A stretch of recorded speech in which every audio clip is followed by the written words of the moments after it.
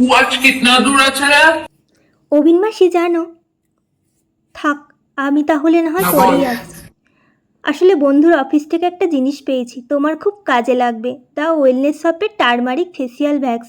এটা ইউজ করলে তোমার এরপর থেকে আর রেজার ইউজ করতে লাগবে না। একবার ইউজ করেই ना দেখো। ना, तू बेटी जा, একবার जा बेटी जा। টেস্ট করে দেখোই না। देख इधर देख। ओह, अब इसको कैसे करूं? আর চিন্তা কি, আমি বলে দিচ্ছি তো। তুমি প্রথমে একটি বাটি নাও দেখি। বাটি নিয়ে ওর মধ্যে 2 চামচ মতো প্রোডাক্টটা নাও। এবার একটু সামান্য জল দাও যাতে একটা থিক পেস্ট হয়। এবার ওটাকে 3 মিনিট মতো রেখে দাও। আর 3 মিনিট রাখার পর ওটাকে ভালো করে ফেসে লাগিয়ে নাও, যেসব জায়গাগুলোয় তোমার হেয়ার গ্রোথ হয়। আর সেটা মাত্র 10 মিনিট রাখতে হবে। কি বলিস, মাত্র 10 মিনিট? বাহ! যে তুমি এতদিন ধরে রেজার ইউজ করতে, সেটাতে তো আরও অনেক প্রবলেম হতো।